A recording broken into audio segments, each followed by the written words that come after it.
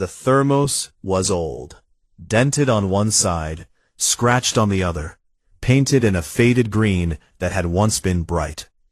Ambassador Yara Osei had carried it to every session of the Galactic Council for 11 years. It had been her mother's. It held tea that had gone lukewarm before she ever got to drink it. She set it on the desk in front of her, opened her portfolio, and looked at the voting projections she had already memorized the night before. The numbers were not going to change. The Grand Chamber of the Harmony Council was enormous. It had been built 600 years ago by architects who believed that a big enough room could make any disagreement feel small.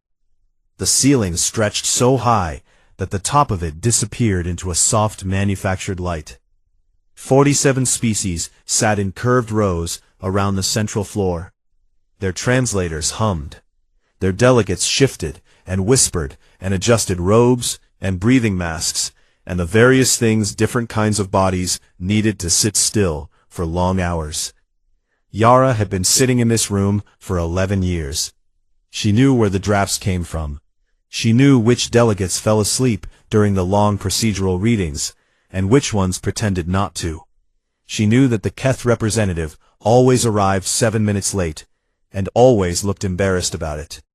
She knew today that none of that would matter. Councillor Sevorath of the Velhari rose to speak.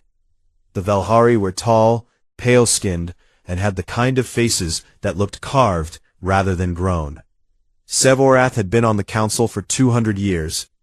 Their voice was smooth and unhurried, like water running over something it had been running over for a very long time. Resolution 7 Gamma 9, Sevorath began, represents an evolution. Not a disruption, not a reassignment, an evolution of what the Harmony Accords were always meant to become. The resolution was 40 pages long. It said, in the language that diplomats use when they do not want to say a thing plainly, that the military ships and stations that humanity had built and crewed and paid for over 200 years would now belong to the Council. The Council could use them. The Council could send them where it wanted, without asking. Sevorath called this solidarity. Yara looked at her thermos. She had read the resolution 17 times. Each time she read it, she thought of a different word for what it was. Not one of those words was solidarity. Sevorath continued for 20 minutes. The speech was genuinely beautiful. It talked about the dream of harmony. It talked about how civilization was only real if it was shared. It talked about how the species that gave the most had always been the ones most honored in history. There was a part near the end that almost made the Keth delegate cry. Yara had written a response. She had it in her portfolio. 4 pages, sourced, measured, precise. She had spent 3 nights on it. She closed the portfolio. The vote was called. It moved through the chamber in the standard order, species by species, delegate by delegate. Yara listened to each one. Yes, yes, yes, abstain, yes, yes, abstain, yes. The 9 human votes were no, no, no, no, no, no, no. It passed 38-9. The chamber recorded the result. A clerk read it aloud for the official transcript. Sevorath nodded, slowly, with the expression of someone who had expected this, and was still pleased. Several delegates began gathering their things. Someone in the back rows was already pulling up the next item on the session agenda. Yara sat still for a moment. The thermos was in front of her. She looked at it the way you look at something when you are trying to remember it. The dent on the left side, the scratch across the lid, the way the green paint had worn thin at the handle. She picked up her portfolio. She opened it to a page she had not shown anyone, had not mentioned to anyone, had prepared alone in her office at 3 in the morning, 6 weeks ago, because she had known, even then, that this moment was coming. She stood. She walked to the central floor. Her footsteps were the only sound. Every translator in the room was running. Every delegate was watching. Sevorath turned their long, pale face toward her, with an expression that was polite and patient and completely certain she was about to make a formal objection that would be noted and filed and change nothing. Yara placed the document on the floor of the chamber with both hands, flat, deliberate, the way you set down something you have been carrying for a long time.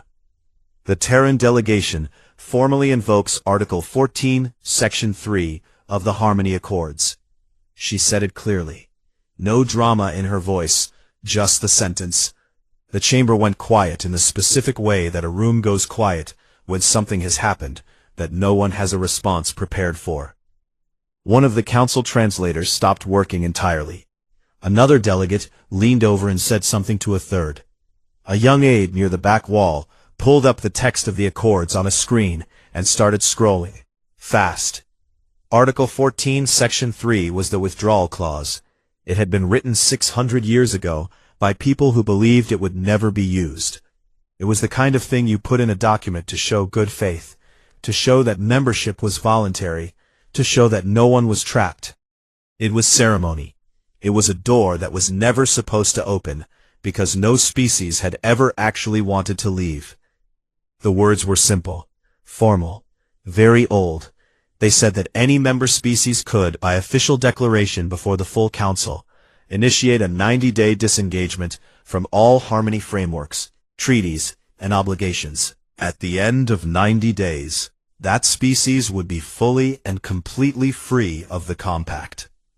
As of this session, Yara said, humanity initiates a 90-day disengagement from all harmony frameworks, treaties, and collective obligations. She picked up her portfolio. She walked back to her desk. She picked up her thermos. She walked toward the chamber doors.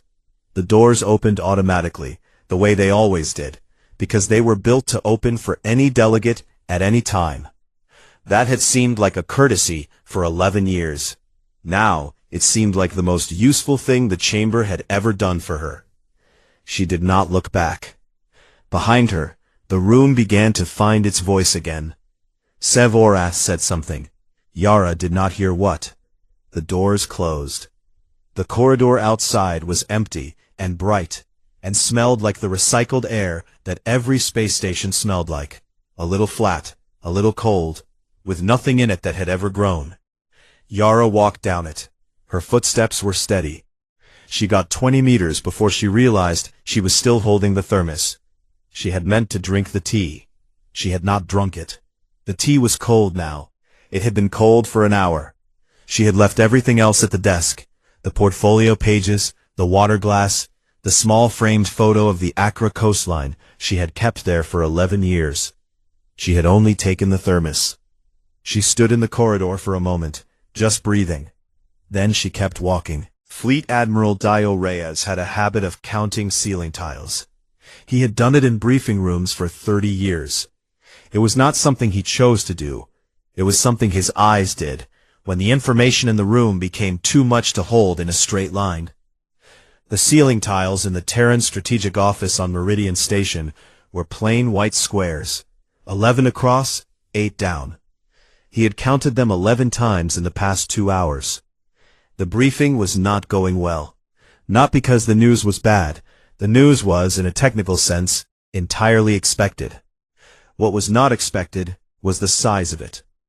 What was not expected was that when you laid all the information out on a table, all the contracts, all the maintenance agreements, all the service records, all the supply routes, all the database access agreements, all the research partnerships, all the patrol arrangements, the number you arrived at was so large that the analyst presenting it had stopped twice to recheck her own work. "Say it again," Reyes said. The analyst, a small, tired woman named Dr. Chidi, who had not slept in 30 hours, looked at her screen. 34% of Harmony's critical infrastructure is currently maintained, operated, or dependent on Terran personnel or Terran-built systems. 34. Yes, sir. Reyes looked at the ceiling. 11 tiles. And they have 9 of 47 votes, he said. It was not a question. 9 of 47, she confirmed. He thought about that for a moment. 9 votes out of 47. Less than 20% of the voice. More than a third of the weight.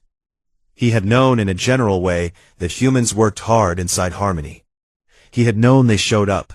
He had not understood, until this moment, that showing up for 200 years inside a system that was not built for you meant that you ended up holding pieces of it that nobody had thought to count.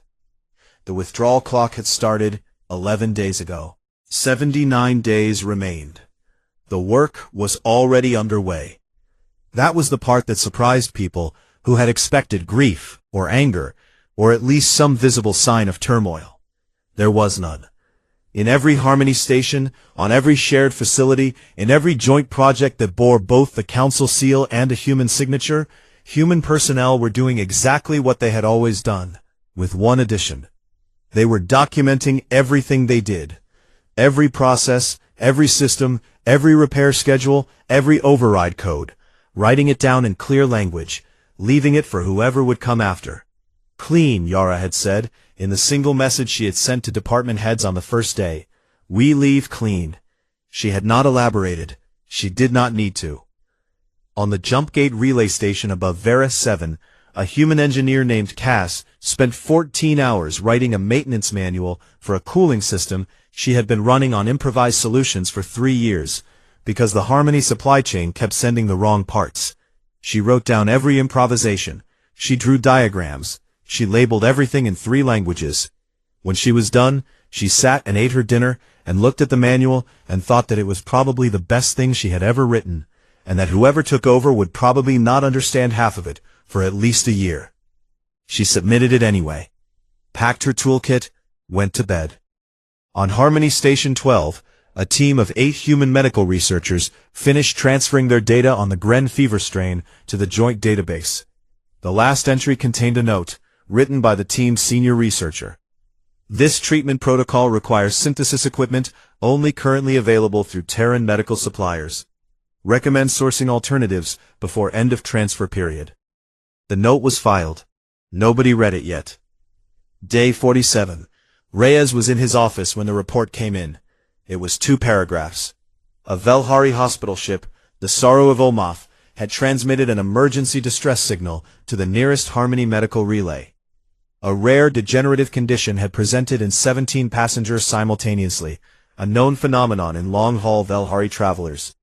The standard treatment required a synthesized compound. It had a production chain that was 7 steps long, and had been entirely run by human biochemists based out of a lab on Station 41. Station 41 had completed its transfer process on day 43. The lab equipment was already in transit back to Terran space. Under the Harmony medical emergency protocols, standard response time was 6 hours. The Harmony medical relay had contacted 4 alternative suppliers. None of them produced the compound at the required purity. 2 of them had never heard of it. One had produced it once 9 years ago under a joint contract with the Station 41 lab, and had not maintained the process afterward. Estimated time to treatment? Unknown. Reyes read the report, set it on his desk. He did not pick it up again.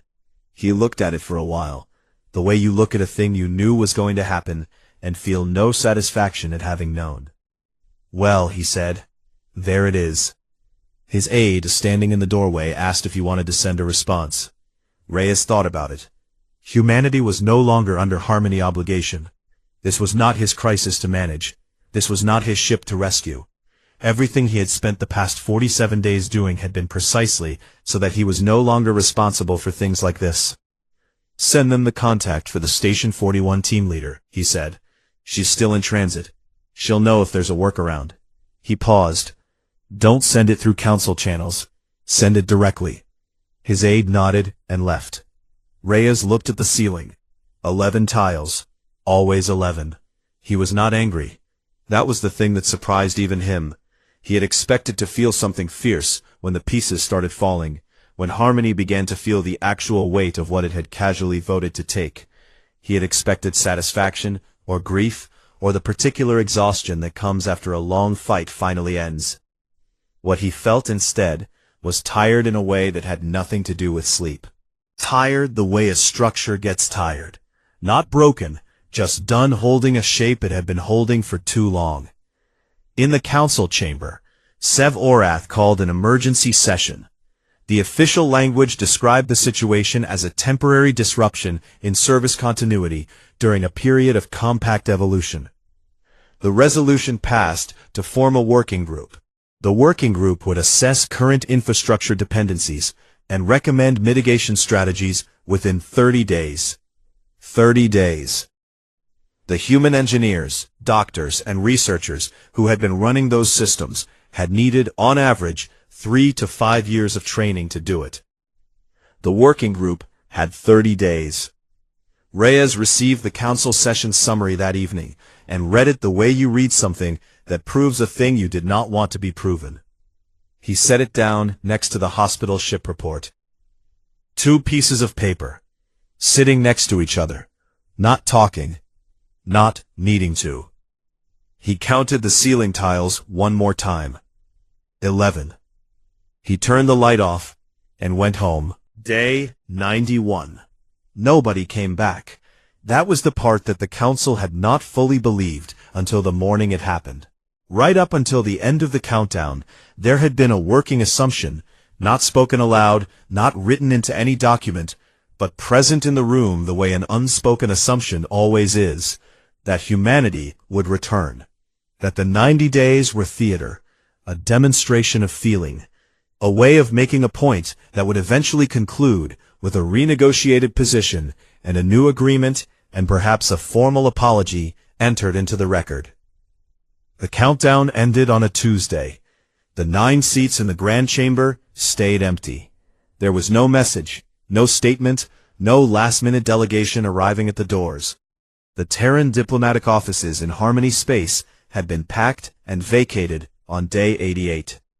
The forwarding address for official correspondence was a relay code that connected to an automated receipt system. The automated system confirmed delivery. That was all it did. Sev Orath called the session to order. The chamber was full, 46 species, every seat taken, but the 9 empty chairs made it feel hollow in a way that had nothing to do with the number of people present. Someone had placed the standard water glasses at those seats out of habit. The glasses sat there, full, untouched, over the course of the 6-hour session. By the end, the ice in them had melted. The session was supposed to address the infrastructure crisis. It did, in the way that large formal bodies address crises, with the creation of additional committees, the drafting of additional language, the passing of resolutions that describe the problem in very precise terms, and committed to the development of solutions that would be identified and implemented within a timeline to be determined.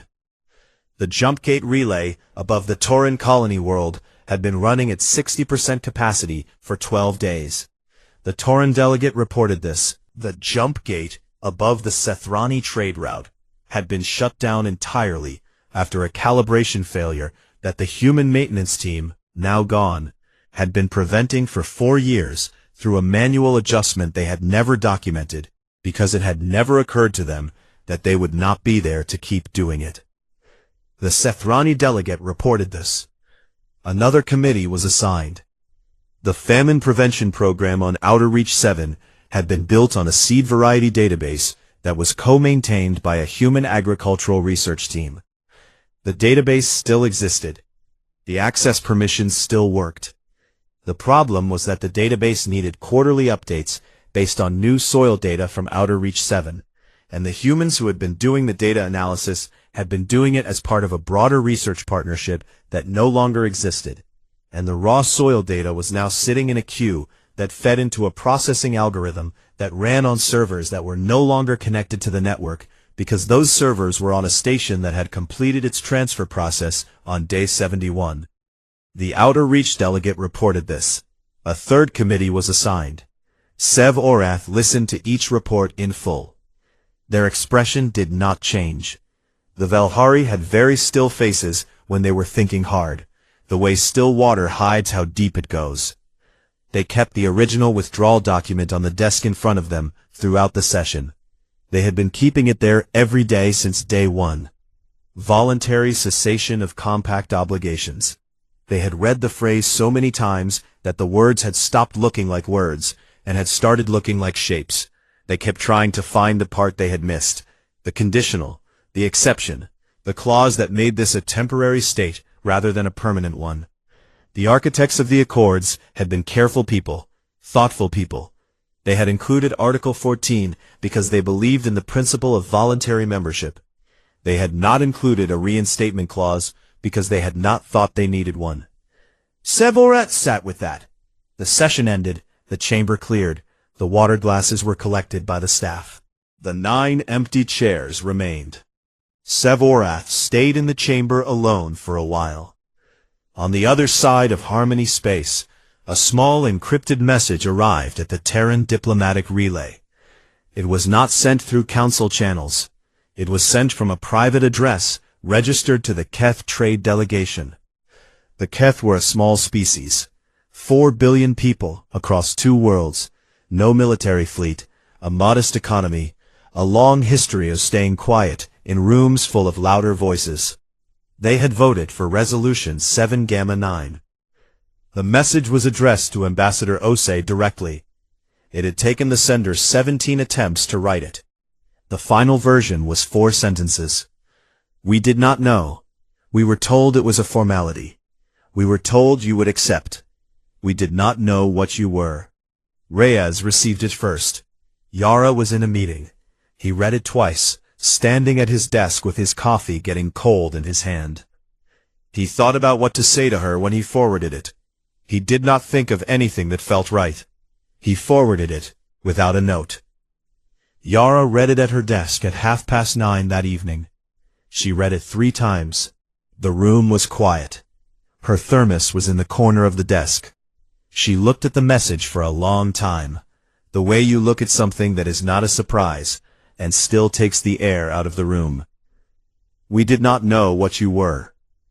She typed 1 word back, noted, and for the first time in 30 years of using that word, she meant it not as a weapon. She meant it the way it was supposed to mean. I have received this. I have heard it. I am holding it somewhere. It will not be lost. Back in the chamber, the council met in a closed session to discuss a formal request for negotiation. The summary that was eventually released described it as a productive discussion about the path toward renewed compact stability. What the summary did not describe was the 40 minutes before the vote, when no one spoke. When delegate after delegate sat in their seats and looked at the 9 empty chairs, and the 9 full water glasses, and the ceiling of the great room that had been built to make disagreements feel small. The vote to formally request negotiation with the Terran delegation passed 44-0. Even Sevorath voted yes, especially Sevorath. They left the withdrawal document on the desk when they walked out. They had been rereading it every day for 91 days. They did not need to reread it anymore. They had finally understood what it said. It said that humanity had meant every word. It had always only ever said exactly that. The delegation arrived on a Thursday. 5 of them. Senior council members, each one representing a different species, each one carrying the weight of an institution that had never in its 600-year history sent its people to another species station to ask for anything. They came in a ship that bore the full Harmony seal, a gold and silver circle that symbolized, in the original Accord language, the unbroken ring of mutual protection. A young Terran diplomatic aide named Sarah was the first one to see them come through the dock. She had been assigned to logistics. Her job was to confirm the berth, arrange ground transport, and make sure the conference room on level 4 had water and temperature settings appropriate for 5 different biologies. She had a checklist.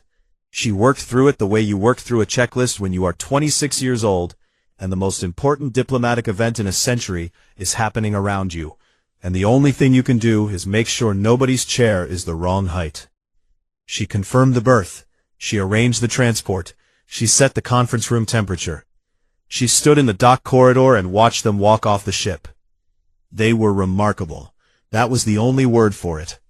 The Velhari delegate Sevorath, who she had read about in briefing documents, but never seen, moved the way old trees moved, slow and upright, and entirely certain of their own weight. Behind them the Keth delegate was small and quick-eyed, and walked like someone who was always aware of where the exits were. The other three were species Sarah recognized from photographs. None of the photographs had prepared her for the fact that they were real and standing in a corridor on a human station, and looking around at the walls with expressions she could not read. She did her job. She took them to the conference room.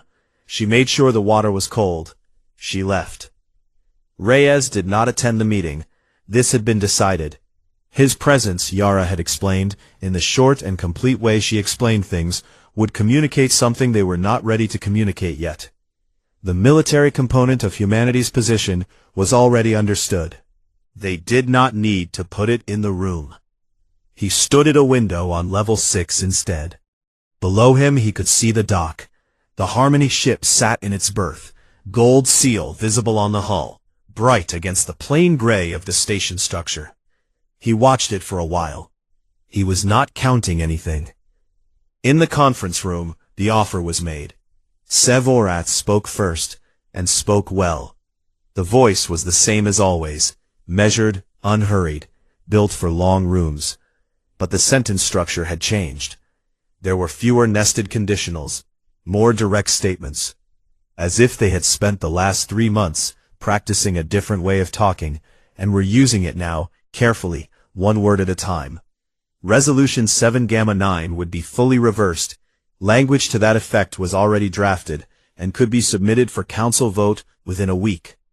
Humanity would receive 2 additional council seats, 11 total, bringing representation closer to alignment with actual contribution. A formula had been developed for calculating seat allocation based on infrastructure participation. Humanity had been consulted on the formula. They had not been consulted on the original seat allocation. The difference was acknowledged. A formal apology would be entered into the permanent record of the Harmony Accords. Not a diplomatic apology, a direct one, naming the specific harm. Sevorath read a portion of it aloud. It was, Yara noted, a good apology. Someone had worked hard on it. There was a bowl of fruit on the conference table, local produce. Someone on the logistics team had placed it there as a small gesture of hospitality. The kind of thing you do when you want a room to feel less formal. Sevorath kept looking at it. Between points, between sentences, their eyes went back to the bowl. The fruit was orange and slightly oblong, and had a particular smell that reached across the table in the warm air of the room. Sevorath did not know what it was called. Had been in Harmony for 200 years, attended 4,000 sessions, negotiated 900 agreements, and had never once learned the name of a single Terran food. They looked at the fruit. They kept talking. But they looked at it. When the offer was complete, the room was quiet. Yara sat with the quiet for a moment. She had a glass of water in front of her, and she did not touch it. She looked at Sevorath, and then at the Keth delegate, who was watching her with an expression that was very still and very careful. The offer is generous, she said. The council has clearly thought carefully about what humanity would want to return. She paused. I think that's the problem. Sevorath's face did not change, but something behind it shifted, the way a structure shifts when something underneath it moves. Yara did not raise her voice. She did not need to. She said she did not doubt the offer was real. She did not doubt that the reversal would hold, that the seats would be honored, that the apology would stand in the record exactly as written. She believed all of it. She believed Sevorath's sincerity. She believed that the council understood, now, that what had happened was a mistake. What she could not unknow, and this was the part she said slowly, not for drama, but because she wanted to be understood clearly, was that 38 species had looked at Resolution 7 Gamma 9 and seen an efficiency measure, not a seizure, not a theft, not a violation of the spirit of the compact they had all signed, a reasonable adjustment, an evolution. They had voted for it the way you vote for a change in filing procedures, without ceremony, without difficulty. That was what the vote had shown her, not malice, not hatred, something in some ways harder to answer than those things. They had not known what they were taking. 600 years of harmony, and no one had thought to count what humanity actually held until humanity started taking it back. If that is the consensus of this council about what the compact means, Yara said, then humanity does not belong inside it. Not because we are angry, because we are not the same kind of thing. The room was quiet again. The Keth delegate, small, quick-eyed, who had sent 4 sentences in the middle of the night and had not been sure anyone would answer, leaned forward. "What do you want instead?" they asked. Not as a negotiating position, as a real question. Yara looked at them for a moment. "Something honest," she said. 2 words. She did not explain them. She did not need to. Outside on level 6, Reyes turned away from the window. He could not see the conference room from there. He did not know yet what had been said. He walked back to his office, sat down at his desk, and for the first time in 4 months, did not count the ceiling tiles. He looked out the other window instead, the one that faced open space. Stars, distant and cold and completely indifferent, doing exactly what they had always done. He thought that was not such a bad thing to be. The Candor Accords were ugly. That was the first thing every diplomat who read them said, and every one of them meant it as a criticism, and not one of them was wrong. The document had no preamble about civilization. It had no language about the dream of a united galaxy, no poetry about the long arc of intelligent life bending toward cooperation, no ceremony at all. It began on the first line with the names of the parties involved, and it ended on the last line with the date and signature blocks. And everything in between was a list of specific things that specific parties would and would not do, written in language so direct that it made experienced diplomats uncomfortable, in the way that very bright light makes you uncomfortable. Not because it is wrong, but because you are not used to it. It said, "Here is what we will do. Here is what we will not do. Here is what happens if either of us breaks this." That was all. 18 months after the withdrawal, 11 species had signed. A further 19 months after that, the number was 19. 3 of those 19 were still technically members of the Harmony Accords. Nobody had a rule against being in both. The Candor Accords did not have a rule against anything except dishonesty.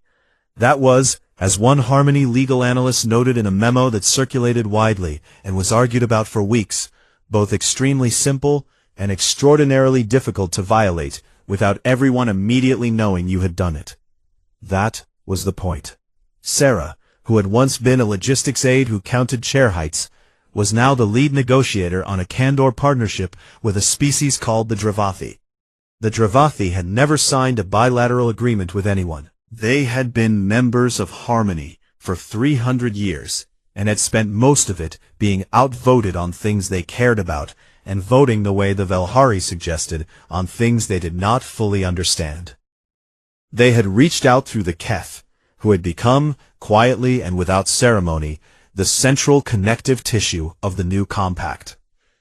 Sarah sat across from the Dravathi trade envoy in a small room on a small station, with no gold seals on the walls and a very ordinary table between them, and she walked through the agreement line by line. The envoy kept asking where the ceremony was. "This part," the envoy said, pointing to a clause about response time for supply disruptions, "is very specific." "Yes," Sarah said. "It says 48 hours. It says 48 hours. And if you do not respond in 48 hours, then the clause below it applies, and you are released from your counter-obligation for 60 days.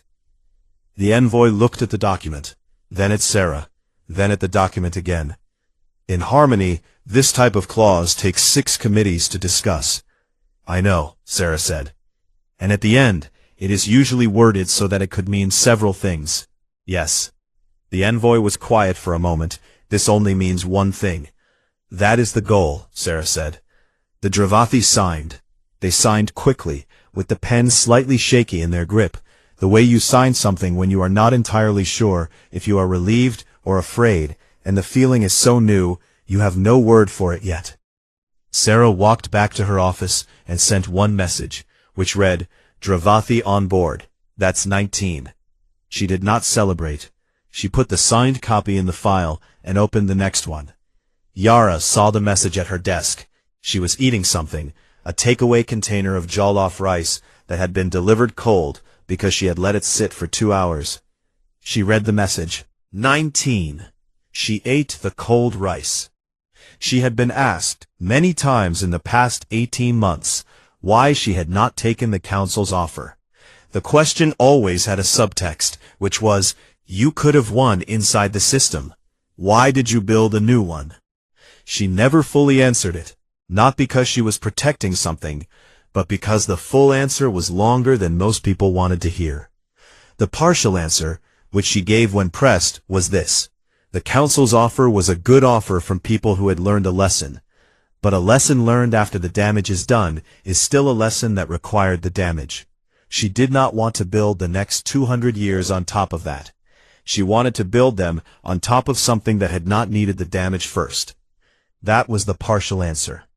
The full answer was something she kept in the same part of herself where she kept the memory of placing the withdrawal document on the floor of the council chamber with both hands. The full answer was that she had spent 11 years in that room and had given everything she had to the idea that showing up and doing the work was enough. That being essential would eventually translate into being respected. That harmony was as good as its word. She had been wrong. Not about harmony's potential, about the distance between potential and practice. She did not regret those 11 years. She just was not going back.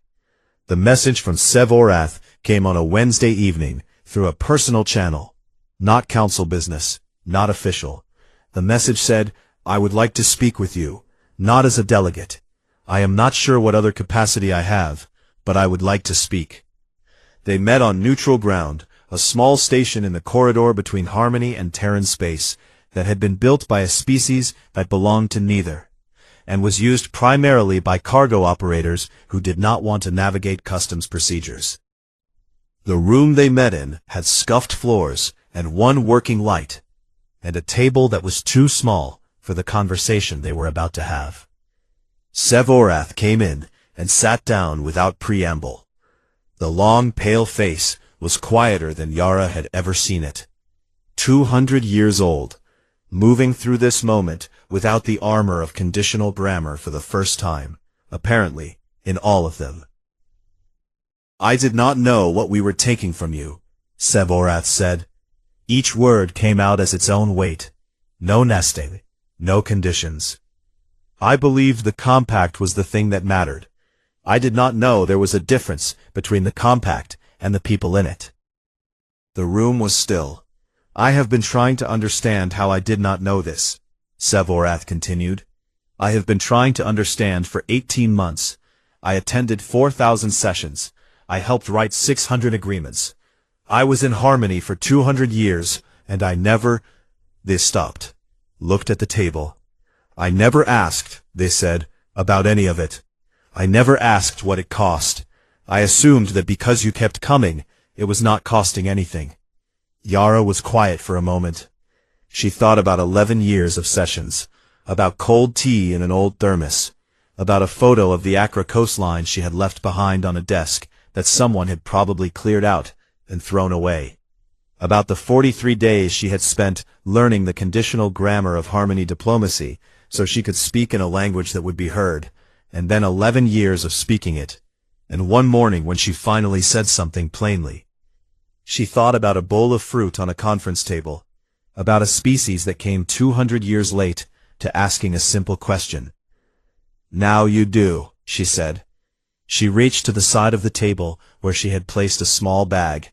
She took out 2 cups, a thermos, not her mother's, a new one, plain and silver and unremarkable. She pushed one across the table. Sevorath looked at it. What is it? They asked. Tea, Yara said. It's hot. Drink it before it goes cold. Sevorath picked up the cup, held it. The heat of it was probably strange to them. The Velhari ran colder than humans, and hot drinks were not their way. But they held it, with both hands, the way you hold something when you are trying to understand the weight of it. They did not ask what kind of tea. They drank it. Outside, The station moved through empty space, the way small stations do. Without drama, without ceremony, just the slow and steady motion of a thing doing exactly what it was built to do.